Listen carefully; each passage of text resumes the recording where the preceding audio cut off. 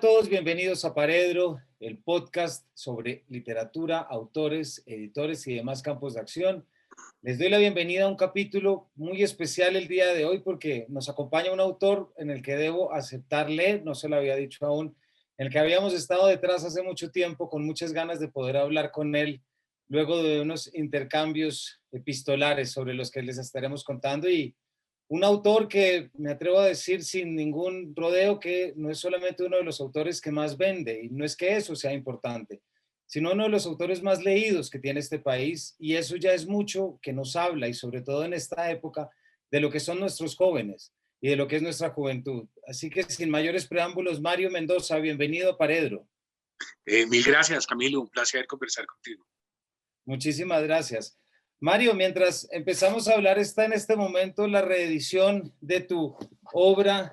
Nos dirás si es completa o no en este formato tan bonito de Planeta, con esta edición, además con estas hojas tan deliciosas. Algo que nos quieras contar sobre esto, cómo es ver de repente todo reeditado tan bonito. Fue como algo que conversamos con la editorial hace un par de años y hubo como un deseo profundo de renovar las tapas. Habíamos tenido durante casi más de una década unas carátulas que eran como afiches de cine. Era como renovar un poco la carátula tan intelectual, tan pesada, tan densa, y proponerle a los lectores que vieran como el afiche o como el cartel de una película. Entonces esas carátulas las hizo Book and Play, estuvieron por más de, yo creo, unos 15 años y fue maravilloso, extraordinario, pero teníamos deseos de hacer algo más urbano, de hacer algo más callejero, de alguna manera también entroncar algo que yo vengo haciendo, que es el proyecto gráfico, la colección de cómics y la colección de novelas gráficas con Proyecto Frankenstein, que es como se llama el equipo de ilustradores, y cómo entroncar un poco y mostrarle a los lectores que no había distancia entre la obra literaria y la obra gráfica. Y entonces la editorial invitó a unos muralistas, y ahí está Toxicómano, La Furis, ahí está Garabato, ahí hay Tinta del Río, ahí hay una gente que ha estado como muy en la onda del arte callejero, urbano, grafitero, y a partir de unos murales que ellos hicieron, entonces se renovó toda la colección y a mí me encanta, a mí me gusta mucho, y hay una cosa particular de esa colección que me parece que voy a intentar sostener de aquí en adelante, y es que no haya una foto mía. Eso es lo que más me gusta, que no haya una foto, sino que ya solo aparece una pequeña biografía del escritor, del autor y ya está. No vamos a ver más esas fotos con las gafas de Riddick que nos habíamos acostumbrado a ver que No, tanto es que teníamos y de pronto. eso fue como un juego un día con Book and Play que tomaron varias fotos y estábamos lúdicamente divirtiéndonos y de pronto alguien me pasó unas gafas de natación y entonces nos tomamos unas fotos, pero estábamos en realidad mamando gallo, Ya. y de pronto esa foto fue la que se quedó y ellos dijeron, no, es como leer a Mario, es como descender y cambiar de elementos, se echaron todo un rollo y al final terminaron dejándolo y eso me representó durante una década, pero yo ya la verdad estaba un poco cansado, fatigado de verme en las contratapas siempre con esa imagen. No, pues puedo entenderlo porque claro, también forma parte de esa evolución y me interesa que vayamos viendo. Pues Mario, me gustaría mucho leer y también leerle a nuestros oyentes un correo que nos cruzamos, este es el 22 de mayo del 2018 a raíz de un artículo que yo publiqué en la revista Arcadia. Eh, el artículo quedó titulado Mario Mendoza, un fenómeno editorial. Debo decir que no me gusta ese título porque creo que es más que un fenómeno editorial, no es una cuestión de letras. Como decíamos ahí, era una gran pregunta, algo que también vemos y es ¿por qué Mario Mendoza es tan leído por los jóvenes, Mario? Y esto es algo que también volveremos. Pero me atrevo a leer esto que me siento en realidad, Mario, leyendo un inédito tuyo, si me lo permites. Con gusto, claro. Estimado Camilo, leí su reseña en Arcadia sobre mi trabajo. Me parece increíble que alguien del establecimiento literario por fin se haga ciertas preguntas.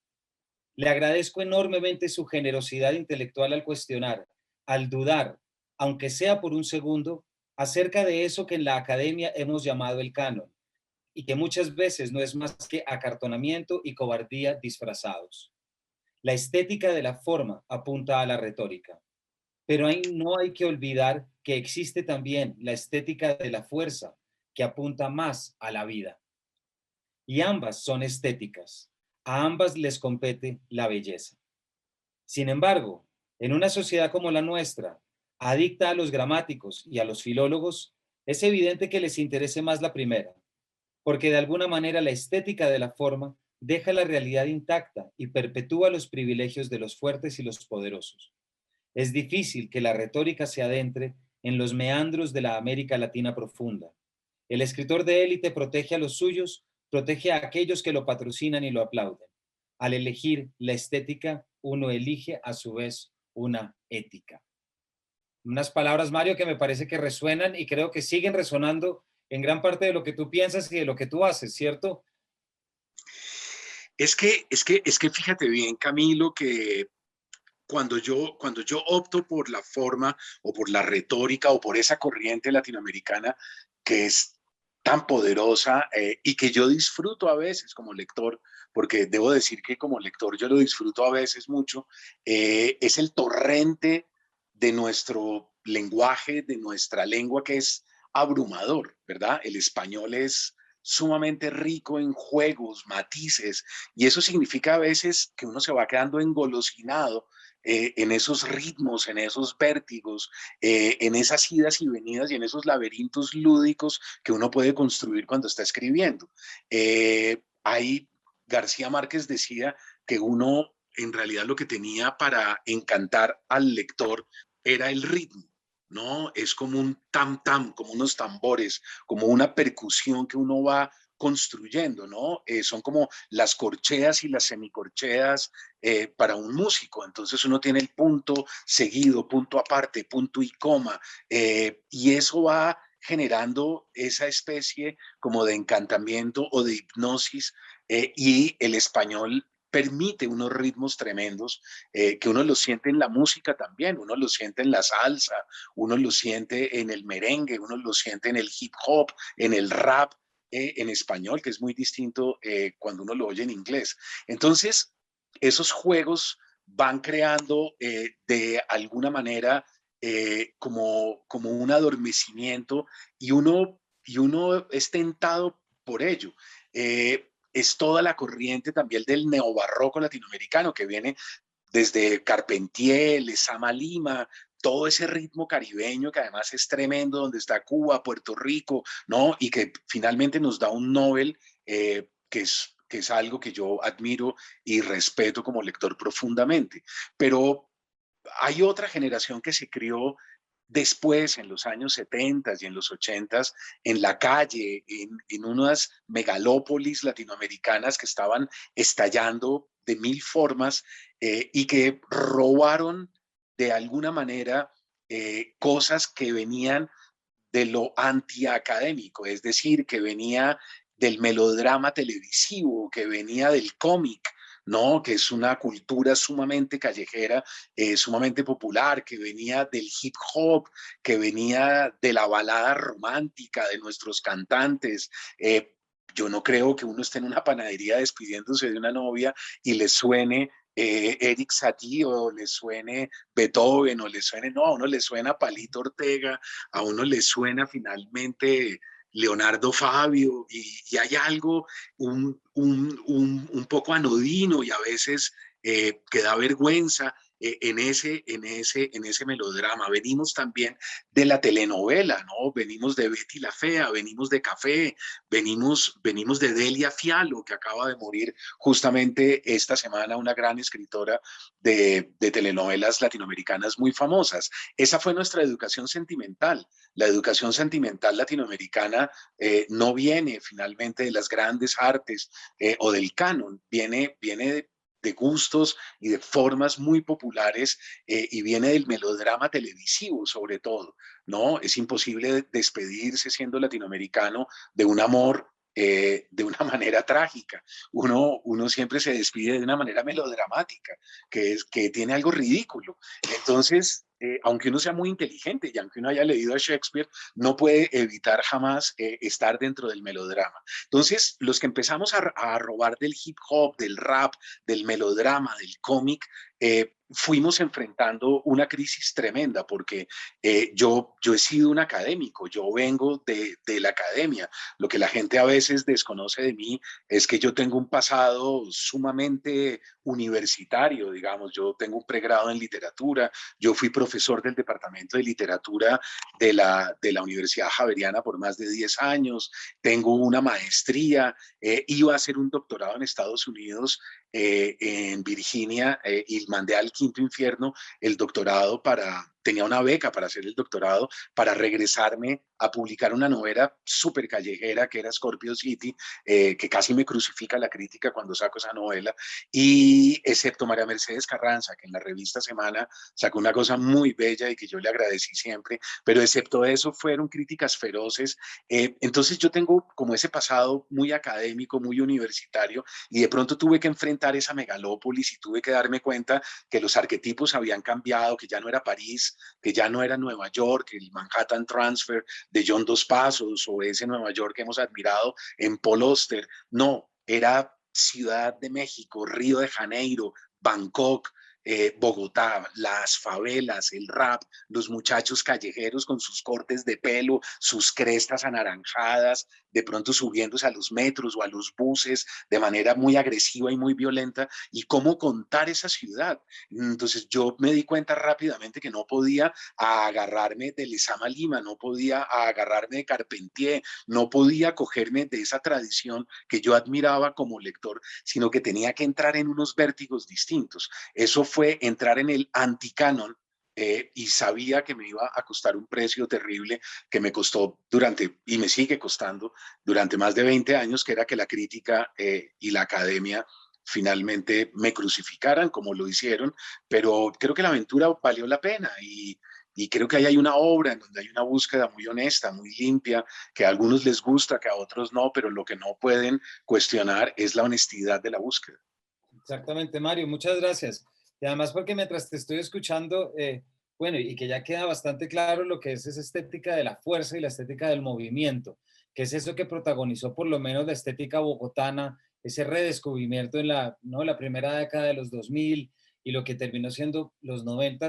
Y mientras te escuchaba, pues se me vino a la cabeza de nuevo lo que es esta novela, que ya te la he mostrado, que es mi edición de Satanás, que es mi segunda edición y como te mostraba, voy a mostrar a los espectadores mi feliz firma por Mario Mendoza en mayo del 2002, ¿cierto? Pero, Mario, hay algo que creo que va de la mano con lo que tú estás diciendo y es que cuando uno relee esta novela, reconociendo sobre todo eso que también tú señalas muy bien, que fue esa de repente la crítica como cogió y te dio la espalda prácticamente y empezó a crucificar, pues apareció el premio Sex Barral, ¿cierto? Y apareció el premio por una novela que de alguna manera sigue siendo protagónico en lo que es la estética bogotana, en lo que sigue siendo además una estética que apela y llama a los jóvenes. Hace 2 años hizo su tránsito a la novela gráfica, pero me gustaría que nos quedáramos con la versión novelesca. Mario, ¿cómo es tu recuerdo, cómo es tu relación con esta novela a punto de cumplir 20 años? Porque el próximo año ya está de cumpleaños. Sí, es que mira, en ese jurado había una persona muy especial, un poeta, que yo creo que fue el que quizás esgrimió, supongo, esto que te digo no me consta, esto es lo que yo supongo, pero no tengo ni idea si fue así o no, pero por una conversación que yo tuve con él, me di cuenta que él era el que tenía los argumentos como más claros, que era Pergin Ferrer. No, Pergin Ferrer es un poeta catalán extraordinario, ha sido por ahí en algunos momentos sugerido para el premio Nobel, y es un escritor y un tipo fantástico, muy irreverente, y me di cuenta que él se dio rápidamente, como que notó, percibió, se dio cuenta de que detrás de la novela había algo muy casi que de rock en español. Porque fíjate bien, a mí me encantaría algún día hacer una tesis en donde se viera cómo las bandas de rock en español y la nueva literatura latinoamericana hemos ido de la mano. O sea, fíjate bien que pasar del rock en inglés, que tiene todo su prestigio, ¿no? Y que tiene unos ciertos sonidos, unas entonaciones, y de pronto entrar a Café Tacuba, y de pronto entrar a Molotov, y de pronto entrar a todas estas bandas, Sí, nosotros, claro, nosotros hemos ido de la mano. Eso sería una tesis fantástica, sería una tesis increíble, mostrar las letras y mostrar los nuevos ritmos de ese rock en español e ir viendo cómo, ¿no?, los escritores de alguna manera estaban intentando cosas parecidas y se rompían la cabeza y se rompían el cuerpo intentando salir del canon tan europeo, tan norteamericano, y entrar en lo latinoamericano profundo, que era muy difícil. Entonces, yo creo que Pergin Ferrer fue el que notó, el que se dio cuenta, porque me dijo yo tengo a veces sensación cuando estaba leyendo Satanás de estar escuchando cosas de rock en español y unos tebeos, que es como le dicen al cómic en España, y unos tebeos españoles, y yo dije, increíble, este tipo se dio cuenta enseguida de lo que yo estaba haciendo, pero creo que fue él el que debió empujar seguramente, y luego el jurado leyó con enorme beneplácito y con cierta frescura. Ahí estaba Almudena Grandes, y no olvides que ahí estaba también el escritor de Tres Tristes Tigres, ¿no? Exactamente. Que Guillermo Cabrera Infante, Adolfo Cabrera García Infante Ortega, Peraguín Ferrer, Almudena Grandes, José María Merino, Justo Navarro y Jorge Volpi. y Esos Volpi, hombres, exactamente. ¿no? Sí. O sea, como un mexicano de mi generación, y por el otro lado, un escritor que tenía un profundo sentido del ritmo, que era, que era Cabrera Infante. Entonces yo creo que eso fue lo que me benefició, pero fue terrible, porque aquí hubo gente incluso que sugirió que yo había podido manipular el jurado, y eso era completamente ridículo. Imagínate, yo vivía en la Floresta y era un profesor de literatura.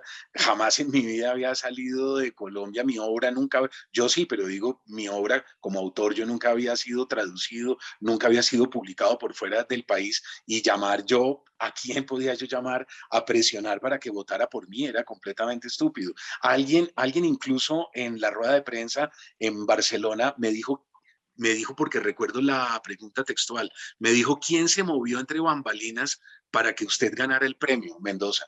Sí. Y yo no entendí. Entonces yo, Camilo, le dije, yo no entiendo la pregunta. Me dijo, le estoy preguntando quién es su agente literario. O sea, ¿quién fue la persona que se movió para que usted se ganara esto? Y yo le dije, yo no tengo agente literario. Me dijo, no le creo. Y públicamente le dije, yo lo reto a que usted encuentre el contrato que yo firmé con un agente o una agente literaria, y yo regreso el premio. Y era verdad, Camilo, yo no tenía a nadie, yo no tenía agente. Al día de hoy sigo sin agente literario, ¿me entiendes? Entonces yo soy una persona que va escribiendo, habla con sus editores, tiene muy buena relación con ellos, publico los libros y los libros se encargan ellos de ir buscando su destino. Pero el premio fue en Franca Lit, y yo era un don nadie, y lo digo a mucha honra porque eso implica la limpieza del premio. Claro. No, pero yo sí recuerdo muy claro cómo o sea, evidentemente toda la discusión que trajo, las acusaciones, los artículos en El País de Ignacio Echavarría, me acuerdo, etcétera.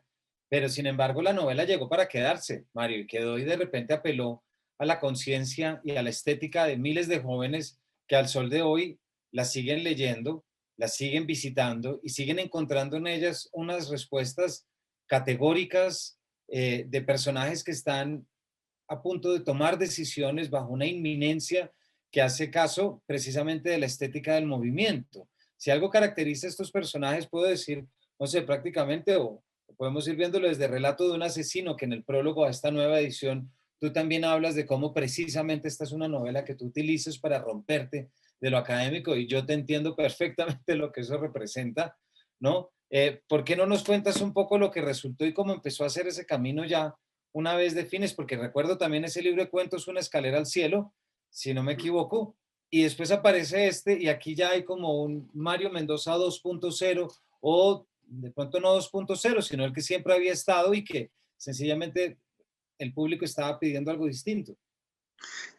Mira, yo creo, Camilo, que cuando vino lo de la masacre de Poseto, fue algo muy raro, porque si tú recuerdas, nuestra violencia es una violencia de otro estilo. ¿verdad? No, nosotros somos de la violencia guerrillera, de la violencia paramilitar, de la violencia del narcotráfico. Fue una década convulsa. Asesinaron a Pardo Leal, asesinaron a José Antequera, mataron a Pizarro, mataron a todo el mundo. Todos los candidatos de la izquierda prácticamente fueron asesinados. Bernardo Jaramillo, empezaron el exterminio de la UP, terminan matando un tipo de centro como era Galán, terminan matando tipos de derecha como era eh,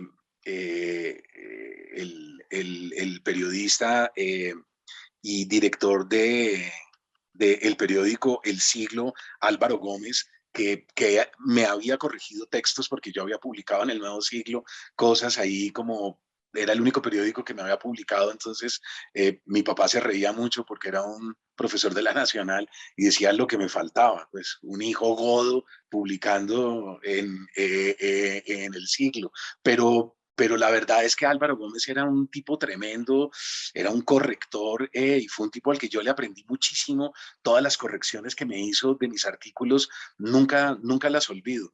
Y digamos que en esa década tan convulsa y tan difícil entra la masacre de Poseto, que es una violencia que no conocíamos, completamente inédita, ¿no? Un asesino oculto, sofisticado, políglota, que quiere ser artista y escritor.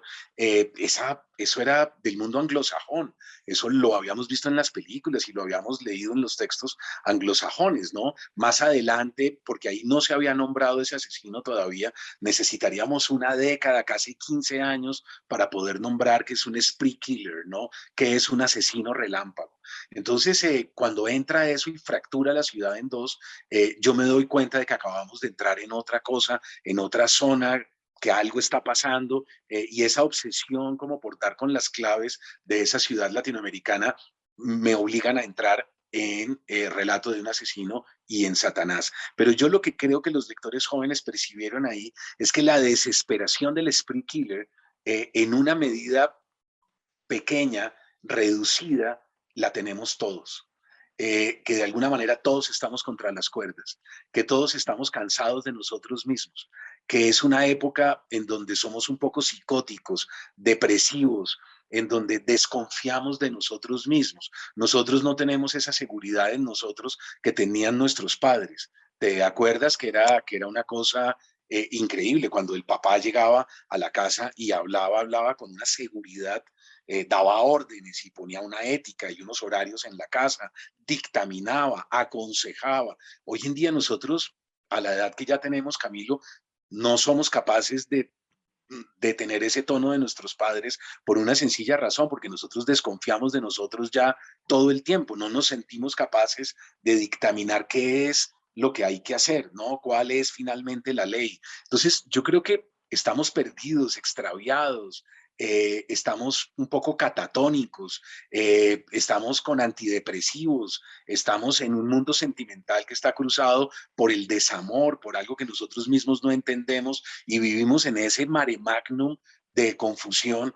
Entonces, yo creo que los lectores jóvenes se identificaron curiosamente con esos personajes que estaban ahí, y yo di en el blanco sin quererlo. Ahora, yo siempre creí que en la medida en que el establecimiento construyera un mundo mejor, mi literatura iba a ser cada vez más marginal, iba a ser una cosa de culto como de muy pocos. El problema es que el establecimiento hizo todo muy mal.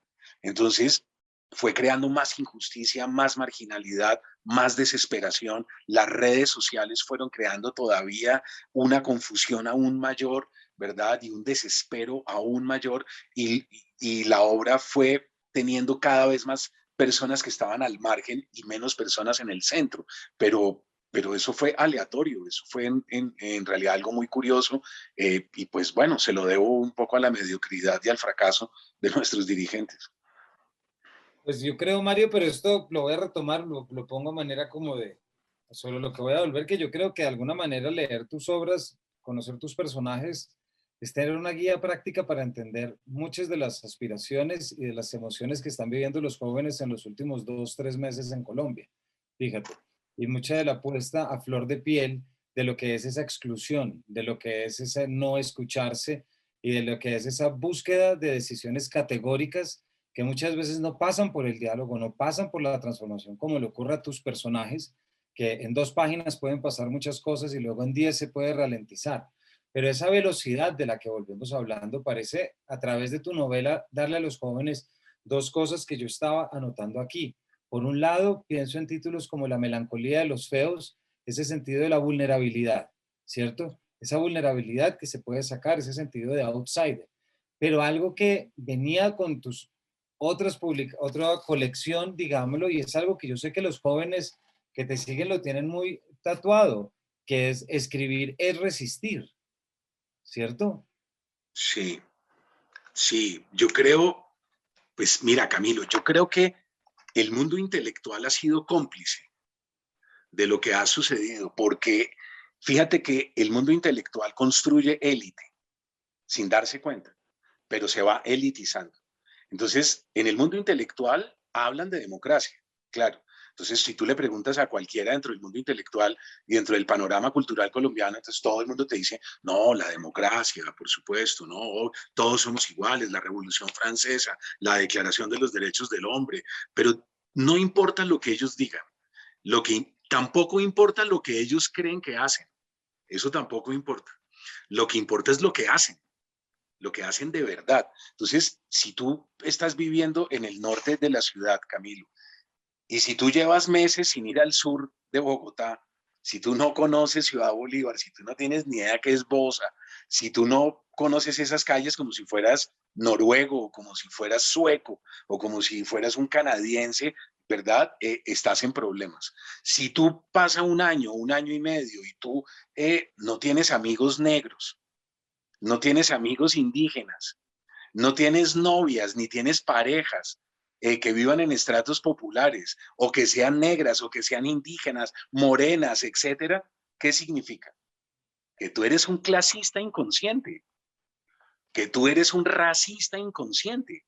Entonces puedes estar de acuerdo en el plano racional con la Declaración de los Derechos del Hombre, pero en tu praxis cotidiana, ¿verdad? Eres un clasista y un arribista.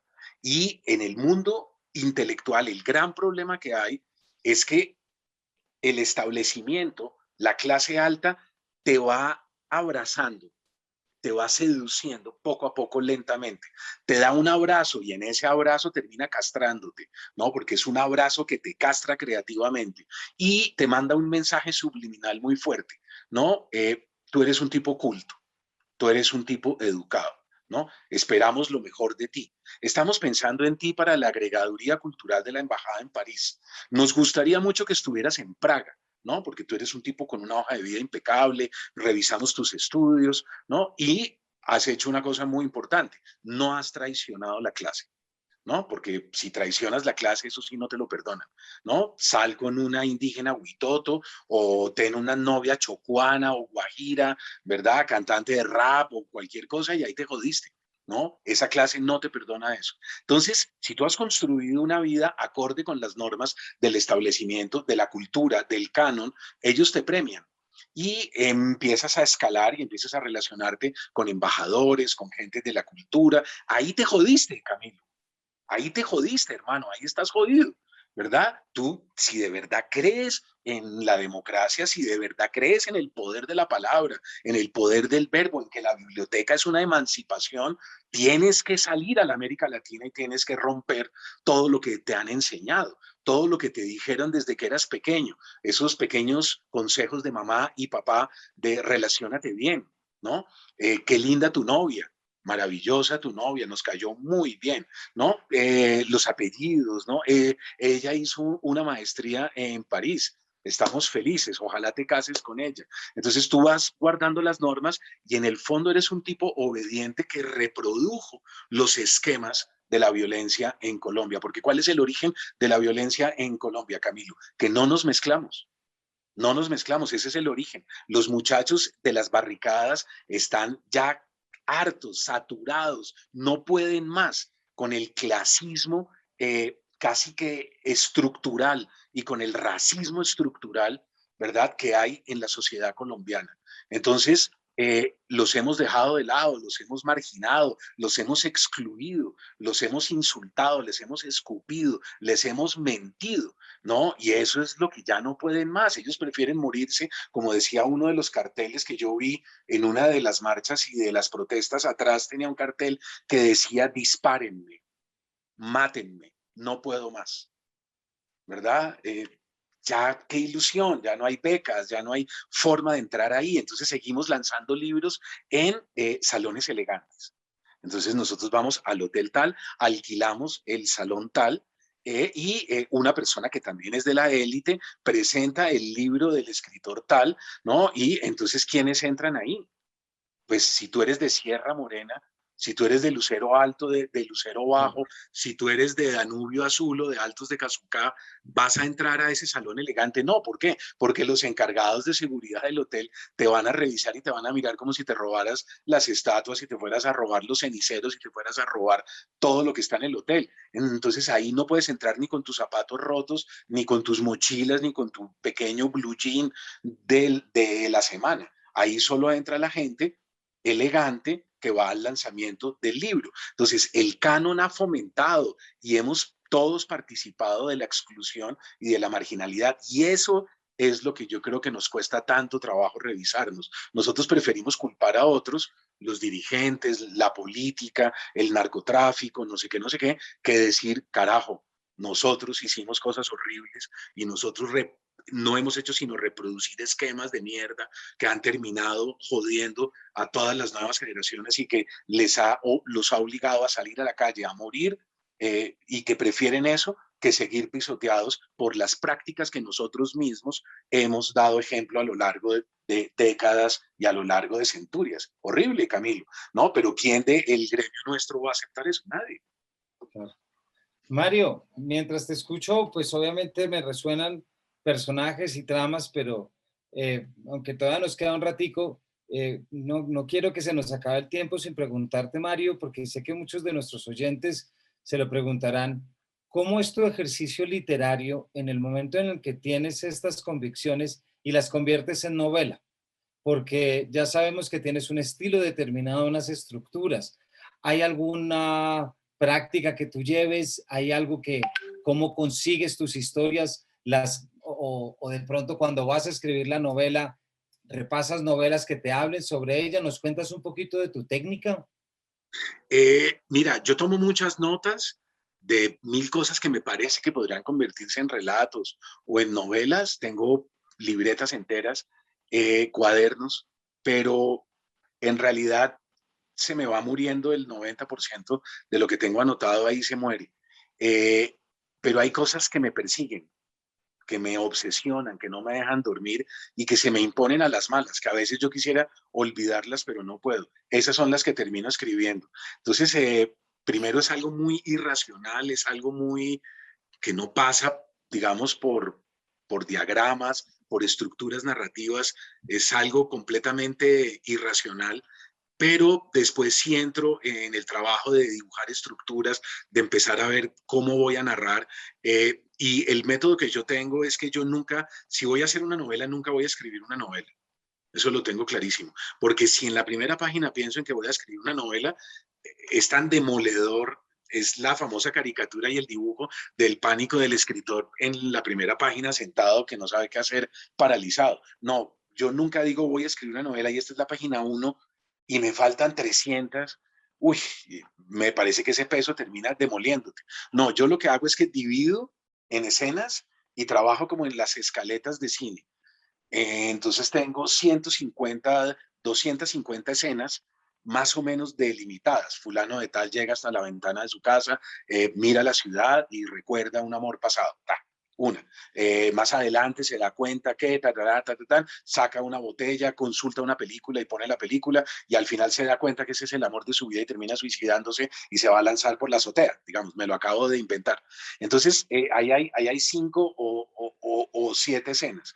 Entonces, yo anoto todas las escenas como si fuera cine, y después nunca escribo una novela, yo escribo una escena.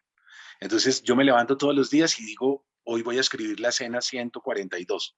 ¿Por qué? Porque tengo un estado de ánimo parecido, porque hoy está lloviendo, estoy triste, me siento viejo, y creo que puedo entender lo que siente ese personaje en ese momento. Entonces escribo esa escena, dejo la escena quieta, es una página y media, 2 páginas. Si estoy con mucho entusiasmo, pues hago 2 escenas, y ya, no hago más y me olvido de eso. Al día siguiente escribo la escena 7 y la escena 16. Entonces estoy de estados de ánimo y voy navegando día a día de una manera muy orgánica con mis estados de ánimo, con mis ideas, con lo que voy sintiendo con el texto. Y entonces yo nunca escribo una novela, yo solo escribo escenas y al final sí reúno, miro y digo, miércoles, esto funciona, no funciona, y tengo que empezar a unir, a cortar. Ya es el trabajo más como de un editor, y ahí intento que el hilo narrativo y que el ritmo sí se mantenga, pero eso es un trabajo más de colcha de retazos, de costurera, digamos, que no se noten las costuras, que todo quede bien, de remendar, de botar también a la basura, de reescribir parrafitos, pero ese trabajo no es tan estresante. Y al final, de manera milagrosa, tengo una novela, pero nunca me propuse hacer una novela. Ya, sino más bien como lo que llaman un tableau, es decir, como los distintos retratos que van a conformar. Pues creo, Mario, Exactamente. que muchos oyentes te lo van a agradecer. Y quisiera cerrar con este que es tu último libro, Mario. ¿Por qué? Porque nos acabas de contar cómo escribes o no escribes novelas. Y en las primeras páginas de este libro hay una noción muy clara de no estamos para novelas. Este palo no está para esa cuchara. ¿Por qué no nos cuentas un poquito de este libro? Porque de nuevo, parece que gran parte de lo que muchos de tus personajes, no vengo aquí a decir una cuestión profética tampoco, pero sí es verdad que muchas de las acusaciones que vienen haciendo tus personajes desde Buda Blues y en muchas otras novelas, pues se terminaron cumpliendo un poco, ¿cierto? No solamente desde el auge del COVID, sino también desde todo lo que se ha manejado a través de... ¿Por qué no nos cuentas los lectores que van a encontrar acá y cómo fue tu escritura durante el aislamiento? Pues yo venía esperando una pandemia. Fíjate bien que yo escribí un libro que se llama El libro de las revelaciones, y si uno mira esa carátula hoy, Camilo, parece una carátula completamente profética, ¿no? Es una imagen que hemos visto en todos los periódicos del mundo, y ese es un libro del 2017, si no me acuerdo mal, porque yo venía leyendo todos los informes de la Organización Mundial de la Salud, y la Organización Mundial de la Salud, desde el SARS, desde la primera H1N1, H1N3, luego cuando vino el ébola, chikungunya, Zika, etcétera, ellos venían dándose cuenta que había como un amago de pandemia cada 2 o cada 3 años, y que por fortuna no había sucedido, pero ellos dijeron, va a llegar un momento en que hay un patógeno X, así lo llamaron, y ese patógeno X se va a salir de control. Entonces yo dije, esto es absolutamente cierto. Esto tiene que suceder. Entonces le fui apostando, le aposté en la saga juvenil, le aposté en el libro de las revelaciones, y cuando la pandemia llegó, ya nosotros con Proyecto Frankenstein estábamos trabajando 2 cómics y uno en donde ya había gente con mascarillas, había una pandemia, también en El último día sobre la Tierra veníamos trabajando guiones en esa línea, y yo no me sorprendí tanto. Yo dije, claro, esto es lo que la Organización Mundial de la Salud venía advirtiendo, y sucedió, pasó. El vértigo, digamos, de los transportes contemporáneos, los trenes, los aviones, los aeropuertos, hicieron que el virus se propagara rápidamente. Entonces, ahí yo dije, voy a ver si hay muchos escritores llevando un diario. Era inevitable no pensar en Diario de la Peste, o pensar en Camus, o, ¿verdad? O en Boccaccio, o en todo, o en Daniel Defoe. Entonces yo dije, yo creo que todos van a hacer lo mismo que yo voy a hacer. Y en efecto vi que había un libro que acababa de salir, eh, Los días de la peste, no, Los días de la fiebre, de Solano. Y lo leí con enorme entusiasmo. Solano vive en Corea, vive en Seúl, y a mí me pareció un libro precioso. Me pareció un libro de una delicadeza, de una suavidad. A mí me gusta mucho como escribe él, y es de una ternura casi que infinita. Entonces, yo dije, qué belleza, qué dulzura vivir, de alguna manera la pandemia desde esta sensibilidad. Por supuesto que la mía es muy distinta. Entonces yo dije, voy a ir en esa línea, este será el primer libro, y si hay muchos libros, pues guardo esto y lo dejo ahí, y que quede como un después post-mortem y cuando me muera que publiquen ese diario. Y no, resulta que no vi tantos libros, Camilo, resulta que no pues hay una proliferación de ensayos, ¿no? Pero es otra cosa, pero testimonios literarios, una relación más íntima con la enfermedad, con nuestros muertos, con lo que nos ha significado el encierro, la depresión, la pandemia. Yo había sufrido un accidente, había muerto mi madre también durante los primeros meses. Entonces, para mí fue terrible, fue una experiencia de estar enfermo, yo mismo con una enfermera en el apartamento, y ahí mi única salvación fue ir anotando todos los días e ir llevando un poco una memoria de lo que iba sucediendo. Y al final me salvó. Yo siento que el libro lo escribí catárticamente para cruzar la pandemia y no hundirme, y resultó bien, pero poco a poco me he dado cuenta que ya cuando lo publicamos con Andrés Grillo, mi editor, me he dado cuenta que los lectores no han leído también catárticamente y que ellos también sienten que hay una necesidad de pensar la pandemia, sentir la pandemia desde la experiencia de los otros y que eso de alguna manera lo libera a uno también de su propia desesperación y su propio dolor. Sí, exactamente, Mario. Aquí también estuvimos entrevistando a Solano con Los días de la fiebre también, como uno de esos primeros libros de tipo crónica, pero leyendo esta obra y también pues trayendo todo lo que nos has contado, pues es esta virtud que tienes, Mario, para poder comunicar y para poder contener, digámoslo así, tanto desde la ficción, pero también desde esta escritura sopesada de este texto que invita también a abrir los ojos y ver lo que está ocurriendo, ¿cierto? Y entender cosas no muy distintas a las que ya lo habías dicho en Bogotá Paranormal acerca de la realidad y de cómo lo que vemos, creo que tus libros son una invitación a siempre ver cómo la realidad es solo parte de una realidad y tus Exactamente. personajes, ejemplos que viven de allí. Pues Mario, se nos acaba el tiempo, solo me resta agradecerte todo lo que nos has contado, tu generosidad en anécdotas y sobre todo, pues muy contentos acá de haberte tenido y haber tenido este tiempo para hablar sobre tus libros. No, gracias a ti, Camilo, por tu empatía siempre y porque eres muy curioso intelectualmente y eres un bicho raro. Yo me doy cuenta ahí dentro de la academia, digamos, y dentro de la gente más sofisticada, algo te saca y te extrapola y yo creo que ojalá no pierdas esa irreverencia con respecto al establecimiento. Así será, Mario. Pues la idea que de un espacio como esto es que precisamente podamos estar con todos en todas las orillas y mostrar todas las realidades a las que seamos capaces de llegar. Entonces te agradezco muchísimo esas palabras y a nuestros oyentes y espectadores solamente agradecerlos que nos estuvieron acompañando y nos vemos en una próxima edición de este Paredro. Muchas gracias.